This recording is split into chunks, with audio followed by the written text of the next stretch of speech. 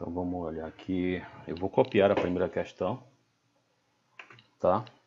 A primeira questão trata da obtenção da reta tangente ao gráfico de uma certa função.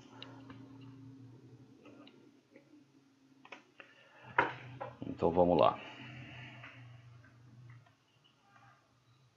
Eu acho que a primeira é essa, tenho quase certeza. Tratava-se dessa curva aqui, y igual a x ao quadrado menos 5x mais 6. Deixa eu só me certificar. Era. E a questão pedia a equação da reta tangente ao gráfico dessa curva no ponto de abscissa 5. A reta tangente ela é do tipo mx mais n, a equação dela, né? Coeficiente angular, coeficiente linear. O coeficiente angular, como é que a gente vai achar? É a inclinação da reta tangente, né? Eu uso, a reta tem esse aspecto, mas o que a gente costuma usar mais é isso aqui, y menos y0 igual a m, que multiplica x menos x0, que fatalmente vai nos trazer a isso, tá? E isso daqui é mais para a gente lembrar que a gente precisa do coeficiente angular, do linear também, né? Mas do linear a gente acha até sem querer. Vamos lá, vamos derivar esse negócio. Dá 2x menos 5, né? E a derivada no ponto em questão, ou seja, no ponto de abscissa que ele quer, nos dá o coeficiente angular da reta tangente à curva nesse ponto de abscissa 5. Então isso aqui vai dar 2 vezes 5, 10 menos 5, 5. Então o nosso m está achado, o nosso m é 5, né? Tá bom. Agora vejam, esse é um ponto, esta é a abscissa, perdão, de um ponto da curva, né? Dessa curva aqui. Aí a gente tenta encontrar a ordenada respectiva, aplicando evidentemente esse valor de x aqui. Para quê? Para acharmos o nosso x0 e y0, que é o ponto pelo qual a nossa reta tangente deve passar, evidentemente. E eu preciso disso para poder inserir nesta relação aqui, que vai nos dar efetivamente a equação da reta tangente, né? Basta substituir o x por 5 aqui, dá 25, menos 25 dá nada, mais 6 dá 6. Fiz muito rápido, deixa eu ver se eu fiz certo. É isso mesmo. Então o x0 é 5, o y0 é 6 e o m está aqui. Aí é só a gente substituir. O y0 é 6, o m era 5 e o x0 era 5. Aí vamos só ajeitar aqui. Quer dizer, operar as coisas que podem ainda ser operadas. Menos 25 com mais 6, eu sou horrível de conta, vai dar menos 19, eu acho. Né? Então essa aqui é a resposta para essa, tá? Vamos lá. A elipse. Nós queremos a equação da reta tangente a essa curva no ponto de abscissa 0 e ordenada positiva. Para esse daqui, gente, muito provavelmente a gente vai precisar usar a derivação implícita. Mas antes de mais nada, vamos fazer a identificação do ponto no qual se quer a reta tangente a isso. O ponto de abscissa x igual a 0. Vamos substituir o x igual a 0, evidentemente, nessa equação para encontrar os respectivos y. Observem que eu falei no plural. Substituindo o x por 0 aqui, nós teríamos isso. A lei se reduz a isso. Então, o y² vai ser 1/4. Aí daqui nós temos um problema, porque o y pode ser igual a mais ou menos 1/2, né? Se o y² é 1/4. Mas aqui não há problema, na verdade, porque foi, por hipótese, avisado que se quer o y positivo. Então, quando quando a abscissa for 0, nós queremos o ponto 0 e 1/2. É nesse ponto, portanto, que nós queremos a reta tangente. Esse aqui, então, é o nosso x0, que é 0, e esse é o nosso y0, 1/2. Agora vamos encontrar o coeficiente angular da reta tangente à curva, através da derivada, claro. E vamos usar a derivação implícita, e a derivação implícita vocês sabem que é feita com o cuidado de se considerar y como função de x, né? Ao derivarmos aqui implicitamente, temos derivada de x quadrado, x é a variável, dá simplesmente 2x. Aqui vai dar 4 vezes a derivada de y quadrado, que é 2y vezes y', né? Regra da cadeia, uma vez que a y aqui não é apenas a variável, é uma função da variável x, e a derivada do outro lado, evidentemente, né? Que é 0. Né? O que eu fiz? Derivei de um lado e tinha que dar, evidentemente, igual a derivada do outro, uma vez que o que está nesse lado é igual ao que está no outro. E agora... Bom, e agora eu vou só dar uma ajeitadinha aqui. 2x mais 8y', mais gente chamando aqui. Pera aí um pouquinho, gente. 2x mais 8y'. Eu vou dividir tudo por 2, né? Vamos continuar com a mesma informação.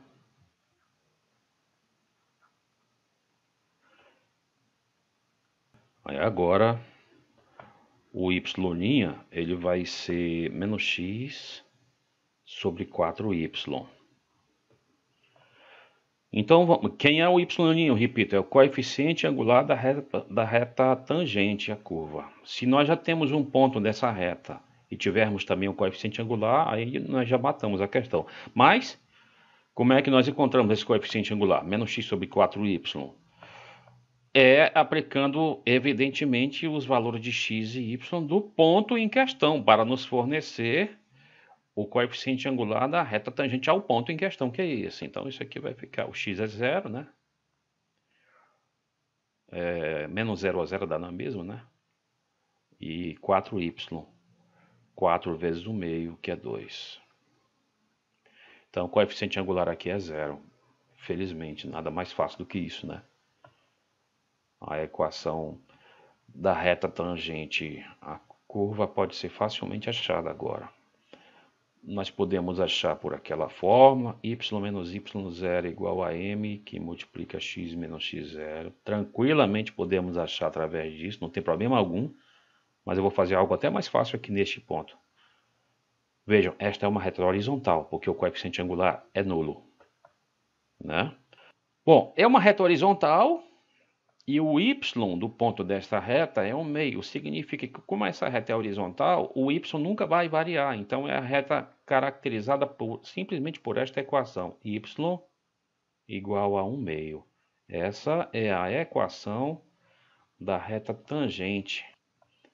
Vou botar aqui a terceira questão. Aí, pessoal, se vocês estiverem tendo dúvida no meio do caminho, sobre essas coisas aqui, pode falar, tá? Não tem problema não. Muito bem. A função agora é essa aqui. E ele quer o valor da derivada no ponto de abscissa 0. Então vamos fazer. Vamos derivar primeiro. Na verdade, tem tanta da forma de fazer aqui que às vezes a única dificuldade é escolher uma das maneiras. Eu vou escolher, antes de derivar, escrever isso na forma exponencial. Isso aqui é a mesma coisa que x3 menos 5x mais 1 elevado a quinta. Vocês poderiam, por exemplo, derivar, como eu ia fazendo agora, usando a regra do quociente, poderia tranquilamente, sem problema, tá? Eu só acho que fazendo assim talvez custe um pouco menos, talvez seja até mais fácil. Lembrem, isso é uma função que está elevada a 5, não é apenas x que está elevado a 5. Então vai rolar a regra da cadeia por aqui, né? Então vamos lá. Podem chamar isso aqui de função u, caso vocês queiram. Y' quem é? É 5. Desculpa, esse expoente é menos 5, né? Ele está aqui no denominador. É n vezes u, que eu já vou colocar, elevado a n menos 1, vezes o', né? Quem é o'? A derivada dessa função u que está aqui. que é 3x2 menos 5, né? Então aqui vai ficar x3 menos 5x mais 1. Aí eu posso escrever aqui, reescrever na verdade, né, essa derivada assim. Caso eu queira, isso aqui já está um formato final também. Mas eu só acho mais cômodo reescrever isso nesse formato aqui, ó. Usando de novo, inclusive essa mesma regra de exponenciação, eu vou ter aqui menos 5 vezes 3x2 menos 5, que eu posso multiplicar logo ou não, mas eu até prefiro não, para a conta não ficar muito grande, tá até mais elegante assim. Aí embaixo eu vou colocar x3 menos 5x mais 1 elevado a 6, como deve ser. Muito bem, agora, reparem, isso aqui é a mesma coisa que o que tem aqui, ó. Né? É a mesma coisa que tem ali. Só usei propriedade de potenciação. Essa é a derivada. O que nós precisamos fazer? A parte mais simples agora, ver qual é seu valor no ponto de abscissa zero. Então vamos tentar aqui. Y' calculado no zero, quem vai ser? Bom, substituindo o x por zero aqui, nós teremos só menos 5 dentro dos parênteses, que multiplicando por menos 5 dá mais 25. E substituindo o x por zero aqui, dá a coisa mais fácil que pode acontecer aqui embaixo, porque nós só teríamos 1 elevado a 6, que é 1. Então, y' calculado no zero é somente isso, 25. Tá bom? Deixa eu ver se eu tenho algum espaço para colocar a quarta aqui. A função horária, espaço com respeito a tempo, de determinado movimento retilíneo é t3 menos t. Se eu não me engano, o espaço está sendo dado em metros e o tempo está sendo dado em segundos. O que se pede aqui é a aceleração,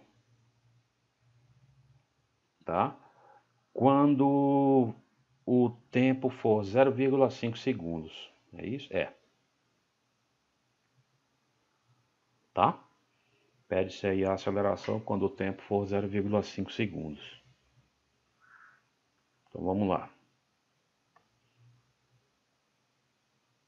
Bom, é fácil essa aceleração. Esse movimento é um movimento retilíneo, porque foi dito na hipótese, na redação do problema. Não é retilíneo uniforme, vocês sabem, e nem é retilíneo uniformemente variável. Então não valem aquelas equações do MU, do MUV, não vale Torricelli, não vale nada disso, né? Aqui não funcionam essas coisas. Mas o cálculo é muito poderoso, ele nos mostra como encontrar a velocidade, por exemplo, que é S', que é 3t2 menos 1, e como encontrar a aceleração, né, que é a derivada segunda do espaço com respeito ao tempo, ou em outras palavras, a derivada primeira da velocidade com respeito ao tempo, 6t, não é verdade? Essa é a aceleração, que vejam, está dependendo do tempo, uma coisa que já nos mostra que esse movimento não é uniformemente variado, é um movimento variado, mas de maneira não uniforme, né? A aceleração, ela está mudando. Mas aqui fica fácil demais, né, gente? A aceleração é 6t, para t igual a meio segundo, então a aceleração é 3. 3 o quê? Metros por segundo ao quadrado. Nesse instante, a aceleração é 3 metros por segundo ao quadrado. Em outro instante, a aceleração já seria outra. Vamos ver como é que seria a quinta. A função é essa aqui, gente, ó. Logaritmo natural de 3x. O que está aqui dentro, portanto, é uma função de x, não é apenas a variável x, né? E o que ele pede aqui, gente, é a derivada segunda. É isso mesmo que ele pede? Deixa eu ver. É a derivada segunda dessa função no ponto de abscissa 1. É isso que ele quer. Então vamos lá. Vamos fazer as derivadas, né? Com cuidado, lembrando, eu repito, que isso daqui é uma função da variável x, não é apenas a variável x, então entra de novo a regra da cadeia, né? A derivada do logaritmo de u é 1 sobre u, Nesse caso, o é 3x, e a gente tem que multiplicar isso por u', que é 3, né? Então, isso aqui volta a nos dar 1 sobre x. O 3 foi embora, né? Vamos ver a derivada segunda. Derivada segunda aqui. Vou usar o mesmo método que eu usei ali atrás. Antes de derivar, eu vou expressar isso aqui na forma exponencial aí, x elevado a menos 1. Então vamos derivar de novo aqui. Derivar de novo significa derivar isto, né? X elevado a menos 1. Dá n vezes x elevado a n menos 1, né? Que restituindo, usando de novo propriedade de exponenciação, dá menos 1 sobre x quadrado. Isso aqui vocês poderiam até derivar usando quociente também, gente, não tem problema, tá? Tem várias formas. O que é que nós queremos? O valor da derivada segunda no ponto de abscissa 1. O que é que a gente deve fazer? Vocês sabem, né? Simplesmente substituir esse x por 1. Então isso aqui vai dar menos 1, né? Acabou-se. Era só isso essa questão. Ele quer a derivada disso aqui, ó. Seno de x mais cosseno de x elevado ao quadrado no ponto de abscissa π sobre 4. Então ele quer a y' calculada em π sobre 4, né? Notem que o que eu estou fazendo aqui já é uma espécie de interpretação daquilo que está sendo pedido, né? Interpretação na linguagem matemática. Aqui precisa se tomar um certo cuidado, pessoal. Eu fiz até isso de propósito. Porque a gente pensa assim, a gente olha muito desatenciosamente para cá, pensa assim, tem seno de x mais cosseno de x ao quadrado. Então isso aqui vai dar seno quadrado mais cosseno quadrado, que eu sei que dá 1. A derivada vai dar 0, portanto. A gente tem que tomar cuidado que isso aqui é um produto notável, né? Tá? Tem várias formas de fazer. Eu vou fazer de duas formas. Uma forma de fazer isso, derivando, por exemplo, é lembrar, isso aqui é y de x, isso aqui deveria ser y' de x, tá? Bom, vamos lembrar que isso aqui que está aqui dentro é um u de x, é uma função de x, não é apenas a variável x, regra da cadeia de novo, né? A derivada de u quadrado é 2 vezes u. Seno de x mais cosseno de x. E aí vocês sabem que tem que ser multiplicado por u', né? Regra da cadeia. Então vai dar a derivada de seno é cosseno. Derivada de cosseno é menos seno. Agora olha aqui, eu vou só reescrever isso de uma maneira que talvez fique mais fácil para vocês entenderem o que vai acontecer. As derivadas, é claro, já foram feitas aqui em cima. Isso aqui é o produto de uma soma por uma diferença. Você deve estar lembrado que isso aqui dá simplesmente o quadrado do primeiro menos o quadrado do segundo, não é verdade? Eu repito, as derivadas já foram feitas inclusive nessa primeira linha. Só estou ajeitando, né? De lá para cá. Agora, pessoal, existe uma relação trigonométrica importante, uma identidade trigonométrica importante, assim que a gente chama, relacionada com isso aqui, que dá isso aqui. É uma revisão, como vocês veem, bastante necessária, né? E isso aqui vai ser 2 vezes... porque ela nos ajuda, inclusive, a chegar rapidamente nas respostas. Tá? Bem rapidamente na resposta. Dá para chegar na resposta a partir daqui, claro. Você pode parar aqui e calcular tudo aqui nesse valorzinho, né? Porque você já tem o y', não é verdade? Já tem o y', é isso. Aí você só substitui o x por π sobre 4, você acha. Agora, ela fica realmente mais rápida se você lembrar que isso daqui é simplesmente o cosseno de 2x. É uma identidade trigonométrica, que eu inclusive já provei numa dessas aulas aqui, que nos garante que cosseno de 2x é cosseno quadrado de x menos seno quadrado de x. É obrigatório saber? Não, mas ajuda, que é uma beleza. Economiza um tempo precioso. Então, olha lá, o y' calculado em π sobre 4, basta, para sabermos isso, substituir aqui o x por π sobre 4. Vamos lá, dentro dos parênteses, substituindo o x por π sobre 4, você vai ter π sobre 2 aqui dentro dos parênteses, né? E o cosseno de π sobre 2, que é o cosseno de 90, é 0, né? Então isso aqui é 0. Acabou-se. Y igual a vezes o seno hiperbólico de x sobre a. Ele quer a derivada segunda dessa função no ponto de abscissa x igual a zero. Tá? Vocês da física, talvez até mais do que o pessoal da matemática, pelo menos na graduação, vão precisar saber das funções hiperbólicas, saber trabalhar com elas, tá? Vamos lembrar aqui quem é o seno hiperbólico. O seno hiperbólico de um número t qualquer, ele é definido como e elevado a t menos e elevado a menos t sobre 2. Tá? O e é aquele número de Euler mesmo, 2,7 alguma coisa. Não me lembro como é que é não. Tá bom? Então vamos derivar. E vamos derivar...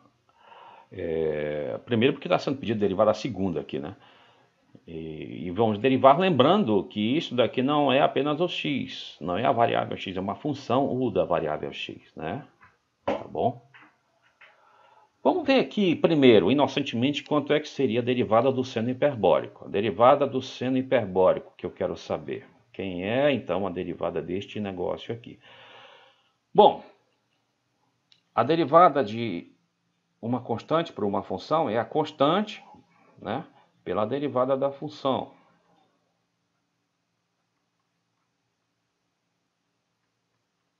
Então vamos lá, vamos trabalhar com essa derivada. Derivada de e elevado a t é elevada a t mesmo, né?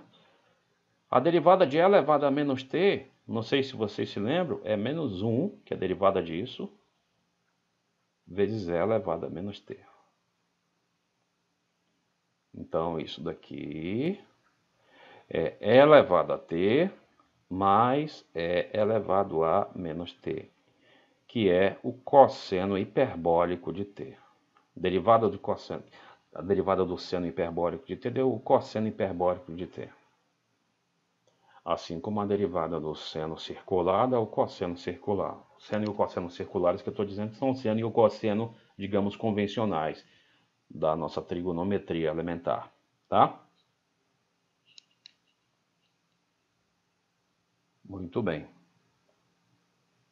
Vamos lá, vamos derivar isso aqui. Quem é y'? Derivando com respeito a x. Derivada de uma constante por uma função é a constante, né, pela derivada da função. Derivada de seno hiperbólico de u, lembrando que u é uma função da variável x. Derivada de seno hiperbólico de u é cosseno hiperbólico de u.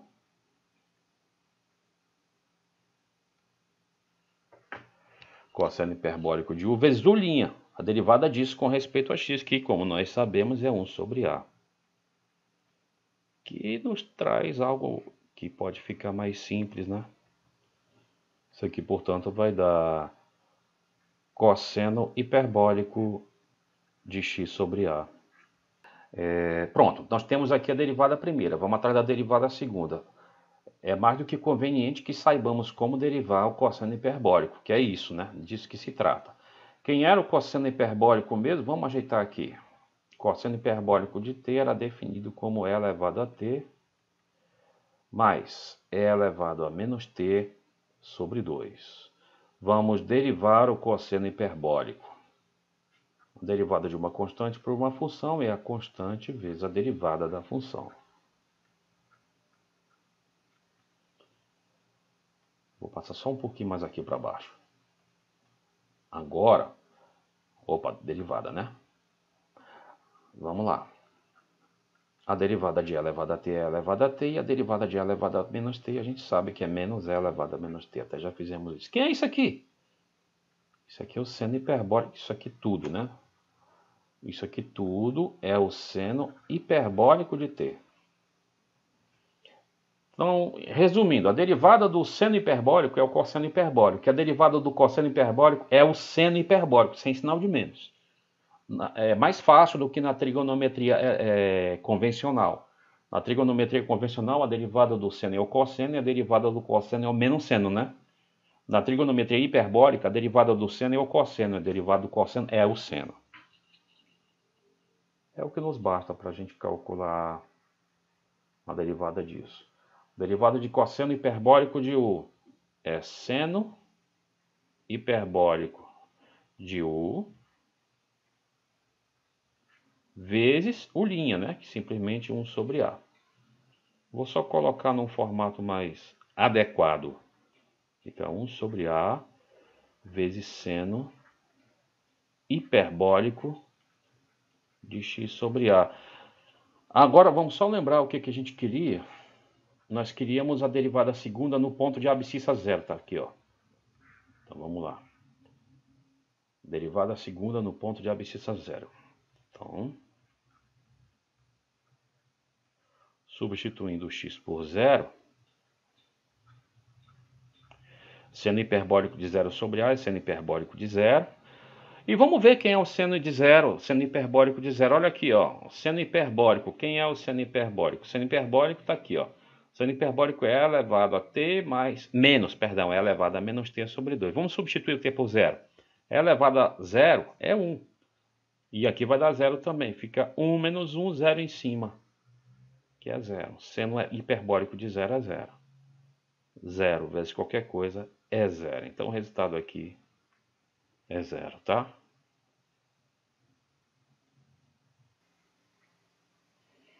Vamos lá. É claro que a gente precisa saber alguns dados sobre cones circulares retos, né? É um assunto do segundo ano do ensino médio, que era bom que fizéssemos uma revisão, como eu havia mencionado. Bom, um cone circular reto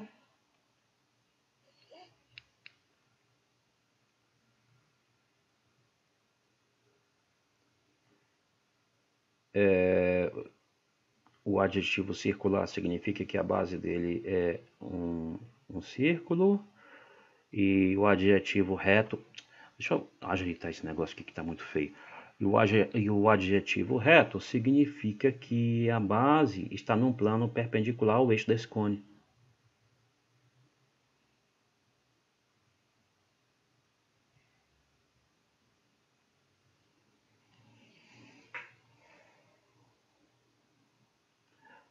A distância do centro até a periferia da base, como a gente sabe, é o raio, né? É o raio da base.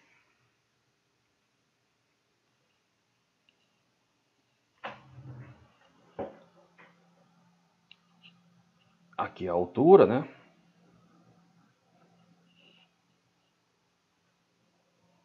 Geralmente a altura com H por causa do nome em inglês, que eu acho que se escreve assim. Não tenho certeza se esse H é antes ou depois do T. Eu acho que nesse caso é depois. Não sei. Bom, eu vou até deixar aqui escrito desse jeito para deixar meu erro bem evidente no YouTube, caso eu esteja errado. Muito bem. Vamos lá. A área da base de um cone, aqui está falando a área da base do cone circular, né? Está falando de volume do cone, né? Bora ver que é a área da base de um cone circular reto. É a área de um círculo.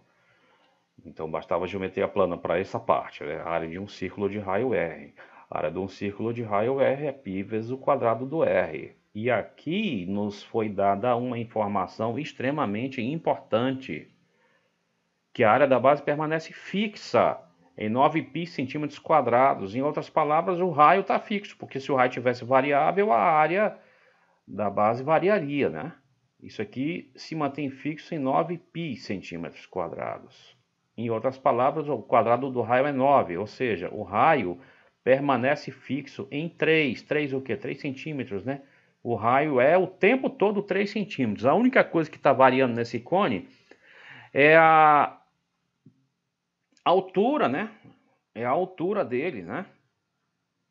Está crescendo a essa razão aqui. É claro que não é a única coisa, porque se a altura varia, apesar da base ficar fixa, então o volume varia, a área lateral varia, a área total varia, mas como consequência unicamente da variação da altura, né? Como é que eu interpreto esse dado, então? Tá aqui, a interpretação matemática para nós foi extremamente proveitosa e simplificadora. O raio da base permanece fixo aqui, em 3. Muito bem. E como é que nós vamos interpretar essa outra parte? A altura cresce a essa razão.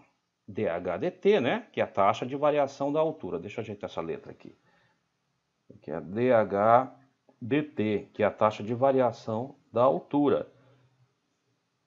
Foi fornecido que essa taxa é constante e 4 sobre 3π. E é uma taxa positiva e não negativa porque está crescendo, ó.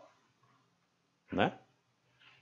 Nós estamos interpretando tudo antes de ver o que está sendo pedido. Eu acho que mais nada precisa ser compreendido aqui para que a gente possa prosseguir agora. Então vamos agora sim àquilo que está sendo requisitado, que é calcular a taxa em centímetros cúbicos segundo a qual varia o volume desse cone.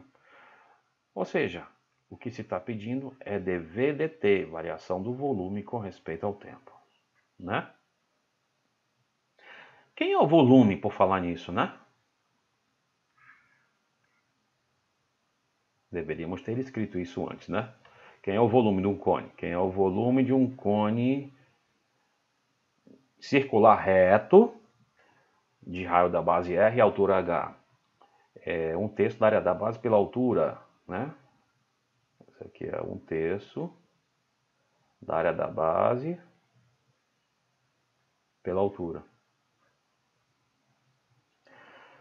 No nosso caso, gente, a coisa ficou até mais fácil. Sabe por quê? Porque o raio da base já é 3. Então, nós podemos colocar isso aqui. 1/3 vezes π vezes 9 vezes h. 9πh sobre 3 dá 3πh. Então, o volume, que agora, felizmente, pode ser expresso em função de uma só variável, a única coisa que varia aqui é o h, é 3π vezes h, né?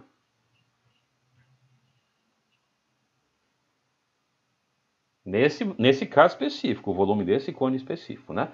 Então vamos lá. Vamos ver quem é este cara, dV/dt. Quem é dV/dt? Regra da cadeia, né? O volume está sendo expresso em função da altura, que por sua vez é uma função do tempo, né? Regra da cadeia. Lotação de Leibniz fica uma coisa bem adequada para isso. dV/dt é dV/dH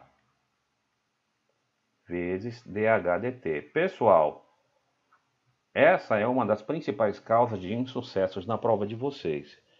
Então, vamos atentar para isso e vamos estudar bastante esse negócio. Isso daqui eu não vou abandonar esse assunto, principalmente para alunos de física. É muito importante vocês saberem taxa de variação em física, tá bom? Então, e tem bastante tempo, felizmente. Mesmo aqueles de vocês que não aprenderam nada sobre isso. Tem bastante tempo, tá? Tô aqui para ajudar. Então, vamos lá. Quem é dV/dH? É a derivada de V com respeito a essa única variável aqui, que é a derivada de uma constante pela variável, é simplesmente a constante, né? Que é 3π. dV/dH é 3π. E dH/dt está aqui, ó. dH/dt foi fornecido, ó. 4 sobre 3π.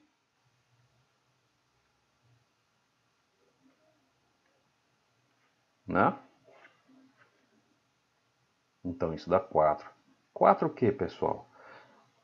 Variação de volume com variação do tempo. O volume estava em centímetros cúbicos sobre variação do... O volume estava em centímetros cúbicos sobre a variação do tempo, que era segundo. Eu acho que o tempo estava variando em segundos. Era segundos. Então, a taxa de variação do volume com o tempo é 4 centímetros cúbicos por segundo.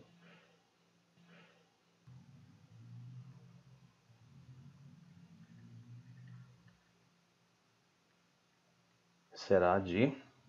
Esse é o enunciado dessa questão. Eu repito que o que precisamos para uma pessoa como eu, leiga em física, a única coisa que eu preciso saber é a maneira como as quantidades R1 e R2 estão relacionadas com R e está aqui expressa, né? Está aqui expressa essa forma daí, tá? Um dos meus sonhos é aprender algumas coisas de física e de eletricidade, principalmente para poder conseguir entender direitinho as equações de Maxwell. Muito bem.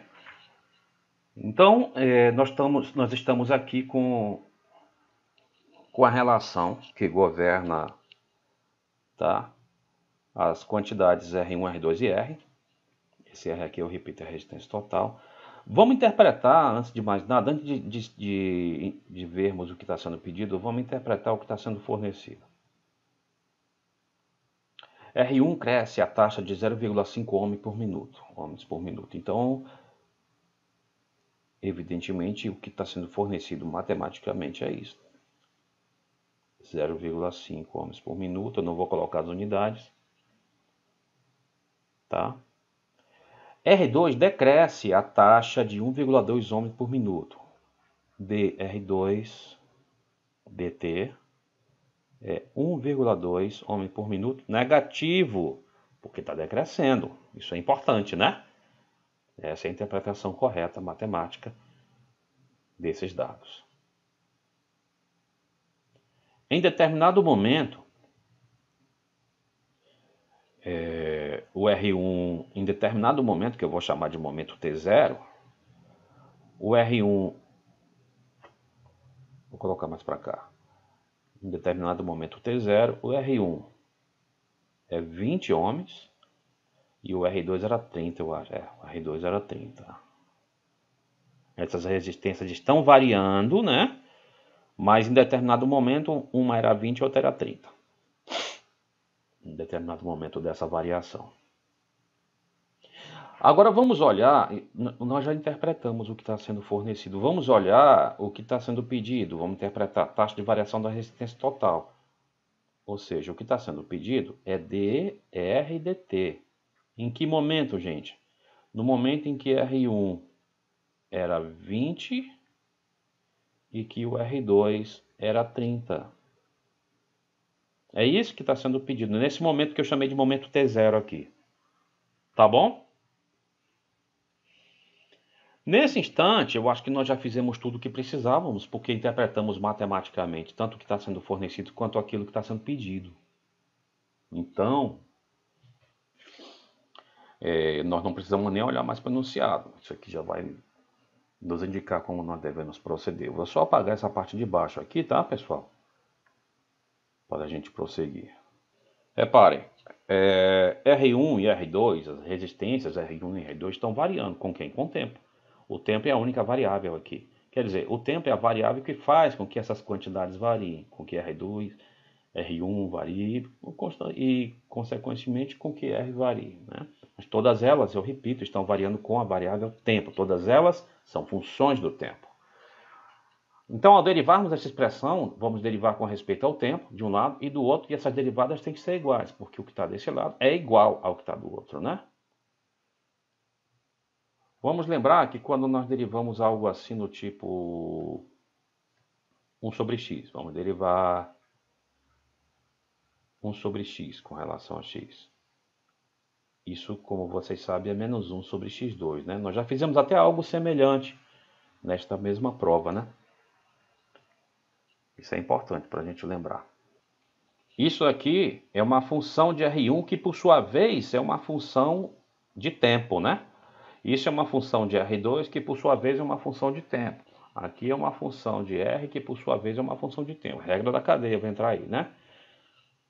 Uma vez tendo isso em vista, vamos derivar. Derivada, a função da esquerda. Tá? Menos 1 sobre R2 vezes dr dt.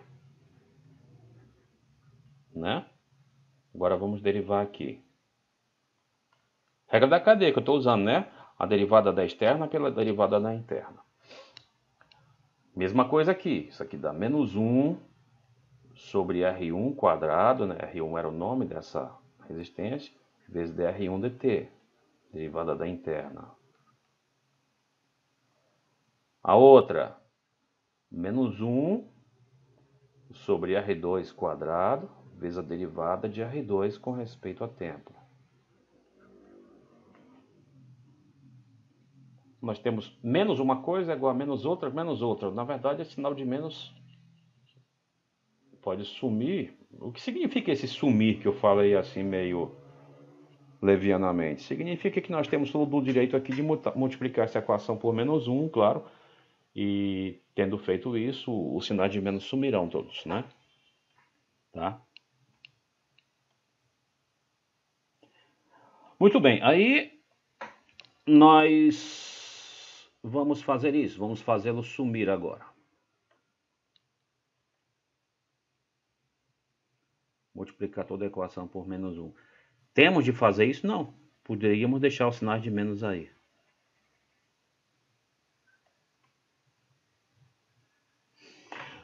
Muito bem.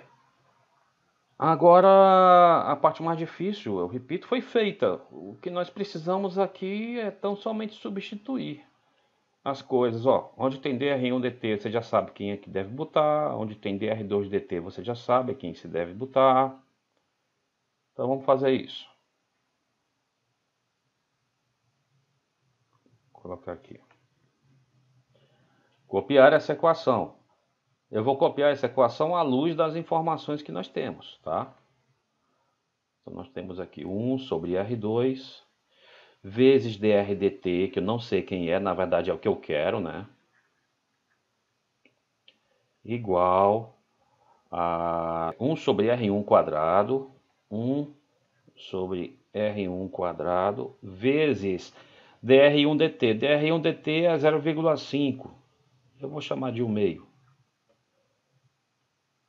1 sobre R2 quadrado vezes dr2 dt, que é menos 1,2. Então, deixa eu trocar aqui o sinal, né? Tem que ser trocado. Menos 1,2, ou seja, menos 12 sobre 10. Eu acho mais conveniente, gente, colocar em forma de fração. Eu acho que para mim fica até mais fácil, tá? Porque, por exemplo, essa fração pode ser simplificada. Dá para dividir tudo por 2. Então fica 6 quintos. Deixa eu colocar 6 quintos aqui. A equação se reduziu a isso. Lembre-se, o que nós queremos, pessoal, nós queremos dr dt no momento que R1 é 2 e que o R2 é 30. Desculpa, o R1 é 20 e o R2 é 30. Tá? Mas agora é bem simples e na verdade pode ficar ainda mais simples antes de fecharmos a conta, porque podemos desenvolver isso aqui. Ó. Quem é o R1? O R1 é o 20, o R2 é 30. Podemos e devemos substituir isso aqui. E esse R, não dr dt, que é o que nós queremos saber. Esse R nós também temos como saber, né, gente? O R nós também temos como saber. Por quê? Uma informação importante é que no momento em que nós queríamos, o R1 é 20 e o R2 é 30. E nós sabemos como achar o R através disso. Ó. O R1 era 20, o R2 era 30. Então, 1 sobre R era 1 sobre 20 mais 1 sobre 30.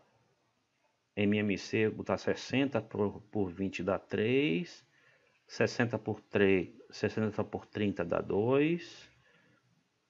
Então daria 5 sobre 60. Dividindo tudo por 5, eu acho que fica 1 sobre 12. Me corrijam aí depois, se vocês verem que eu errei. 1 sobre R é 1 sobre 12. Então quem é R? 12, né? R é 12 no momento em que R1 for isto aqui, for 20, e que o R2 for 30, né? E é nesse momento que nós estamos interessados. Então nós podemos e devemos substituir o R1 por 20, o R2 por 30 e o R por 12 nessa equação. Então aqui fica 1 sobre 12 ao quadrado, né? 144 dr dt igual 1 sobre R1 quadrado, que é 1 sobre o quadrado de 20, vezes 1 meio, menos 1 sobre o quadrado de 30, né?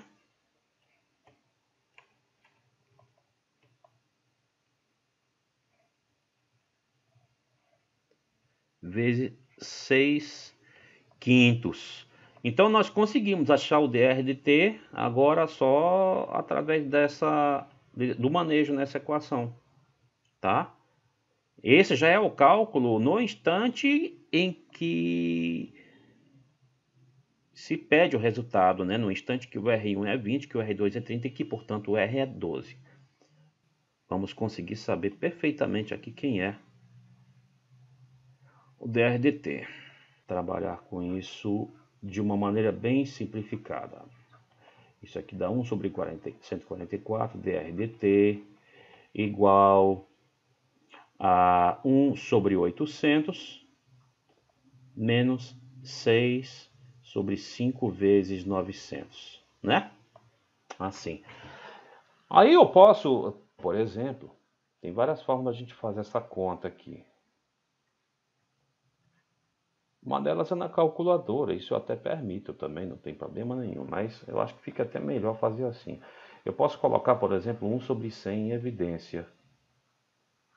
Vai ficar 1 oitavo menos 6 sobre 5 vezes 9, né? Mesma coisa. Aí isso daqui ainda pode ser simplificado ali daquele lado. Fica 1 oitavo menos, dividindo tudo por 3. 2 sobre 15.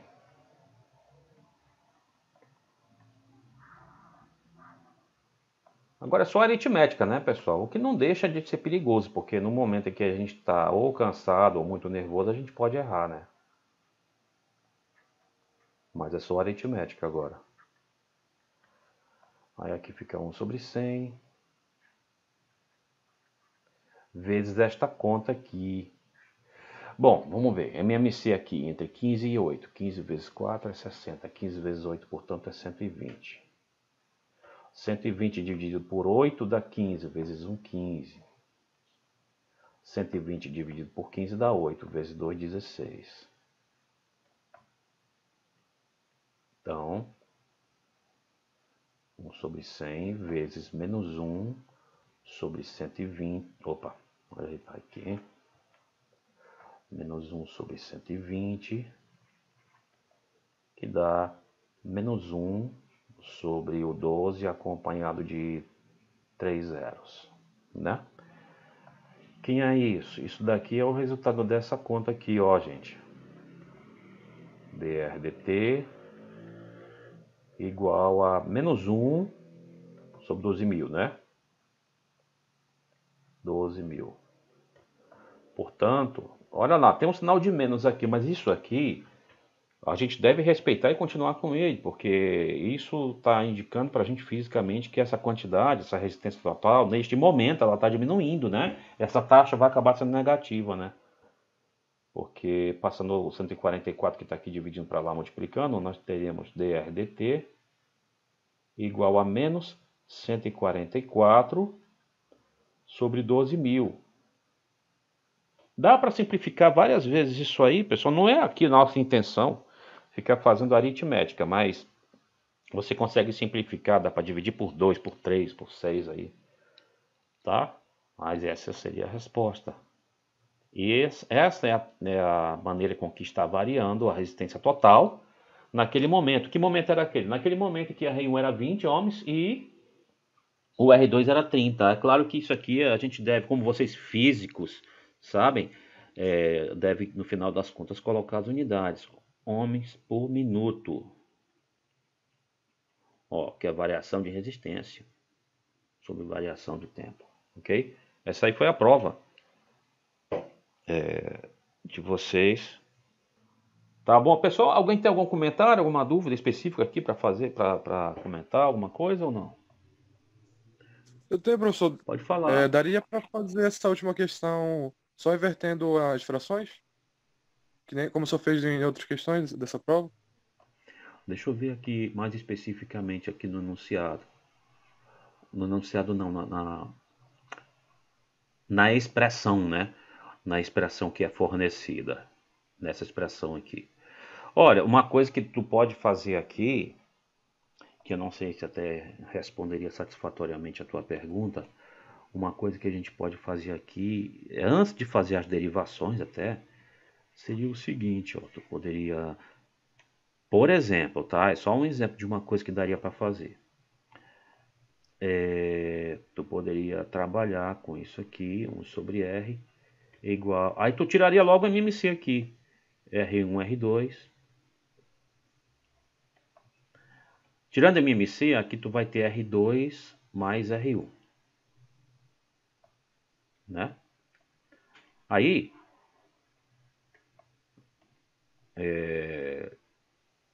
Então, se 1 sobre R2 é isso, então o R2 é o inverso disso, que é R1, R2 sobre R1 mais R2, ou R2 mais R1, tanto faz.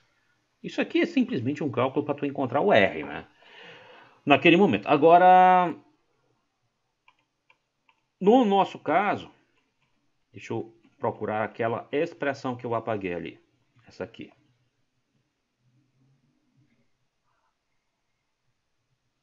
No nosso caso, a gente tem que tomar aqui um extremo cuidado para não inverter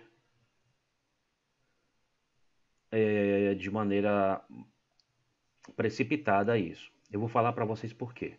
Essa foi uma ótima pergunta, porque vai nos permitir explicar uma coisa que a gente não...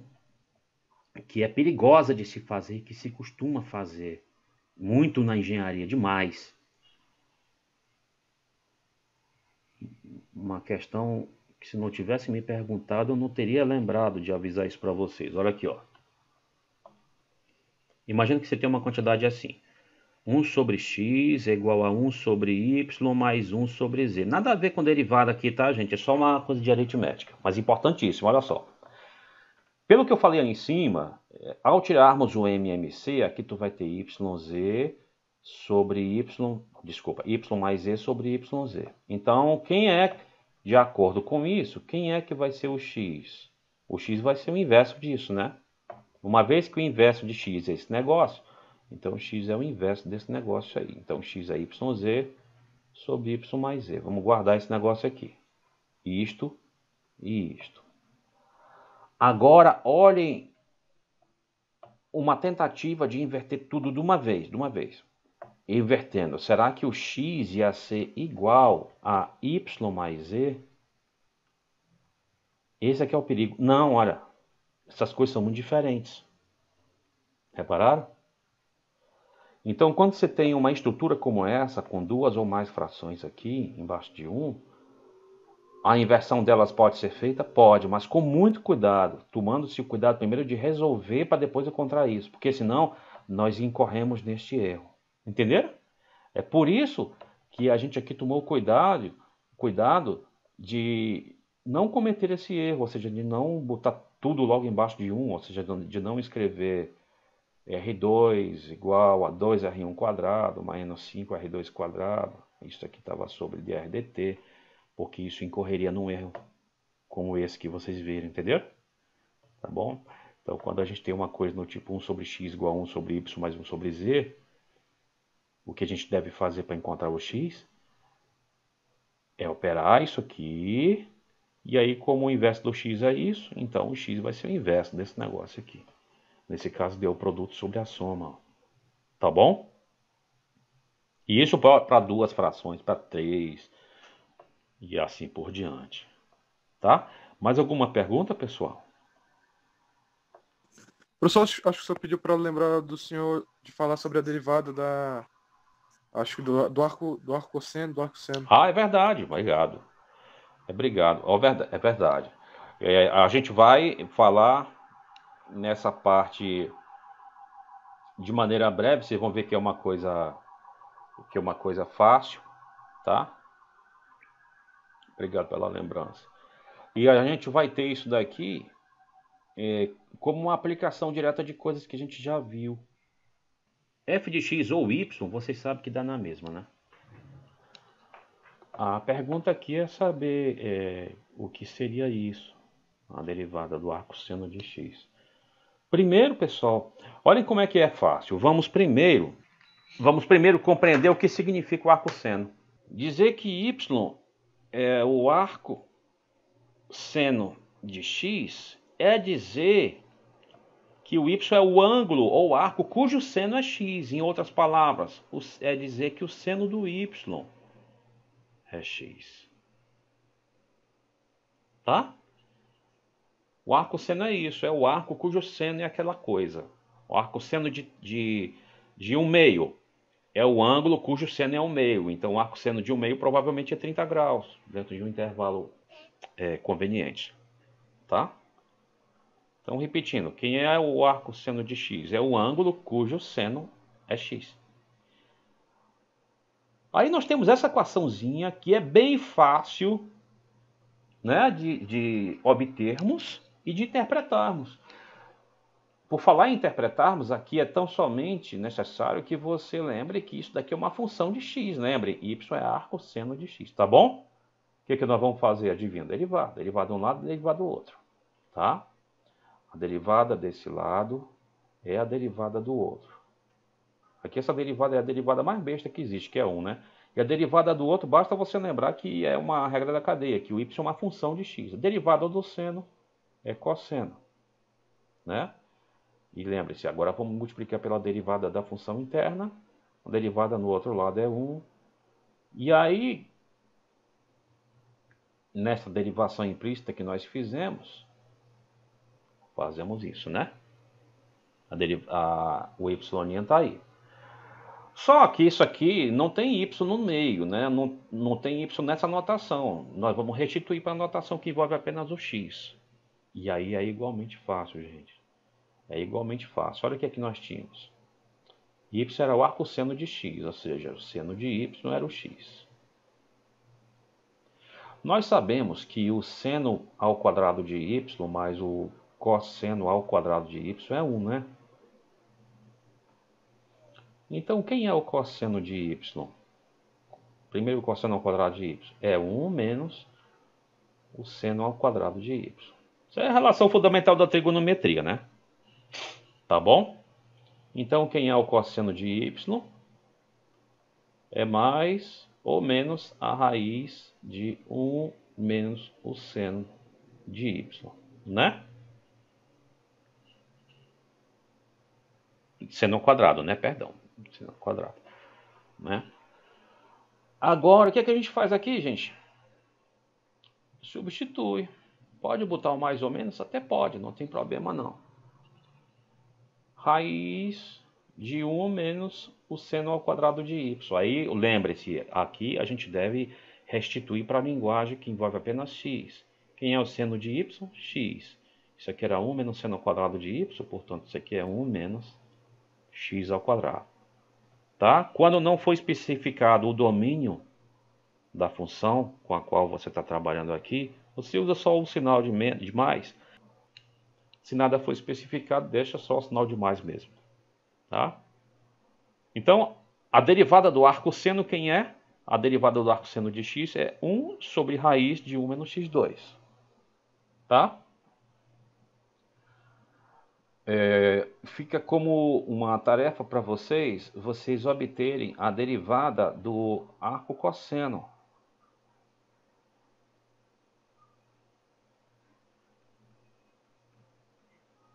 Da forma análoga a essa que eu fiz. Eu quero só deduzir para vocês a derivada do arco tangente. Aqui, tá? Quero só deduzir para vocês a derivada do arco tangente, tá bom? Bom, gente, olha aqui. Se y é um arco tangente de x, significa que a tangente de y é x. Né? Por isso que chama a inversa, né? Uma é a inversa da outra. Tem essa relação aqui. Tudo que é ângulo θ, 1 mais tangente quadrada de θ é secante ao quadrado de θ. Então vamos lá, é claro que aqui nós estamos querendo saber quem é esse negócio, né? Vamos derivar. A derivada de um lado tem que ser igual à derivada do outro. No entanto, vamos lembrar que esse y é uma função da variável x. Vamos derivar. A derivada da tangente é secante ao quadrado. Aí a gente tem que multiplicar pela derivada da função interna, regra da cadeia, né? E a derivada desse outro lado, felizmente, é isto. Então, quem é o y', gente? Y' vai ser 1 sobre secante ao quadrado de y. Agora, foi nos fornecido a função y em função de x, né? E portanto, sua derivada deverá ser expressa em função de x também. Né? Muito bem, vamos lembrar. Tangente de y era x, portanto, tangente ao quadrado de y é x². Então, 1 mais tangente ao quadrado de y é 1 mais x². Por que eu fiz isso? Primeiro porque eu posso, né? Somar, se essa coisa é igual a essa, somando um dos dois lados, a igualdade se mantém. Depois, porque 1 mais tangente ao quadrado de y é precisamente aquilo que eu queria, secante ao quadrado de y. Lembrem dessa identidade, ó. Então, aonde tem secante ao quadrado de y, eu tenho direito, na verdade, até a obrigação de escrever isso. Então, fica 1 sobre 1 mais x2. Nada de necessidade de avaliarmos sinais de mais ou de menos. Felizmente, é isso aí que dá, ó. Tá? Então, se y é o arco tangente de x, sua derivada é 1 sobre 1 mais x2. E é isso que é a função, derivada de função inversa, gente. Felizmente, é só isso daí. Bastava que nós soubéssemos a derivação implícita, né? Tá bom? Para fazer isso. E o resto sobre isso é apenas composições dessas coisas. Às vezes a gente vai envolver arco tangente de uma função de x. E aí, sabendo a regra da cadeia, que eu também aconselho a revisar, aí vocês sabem o resto.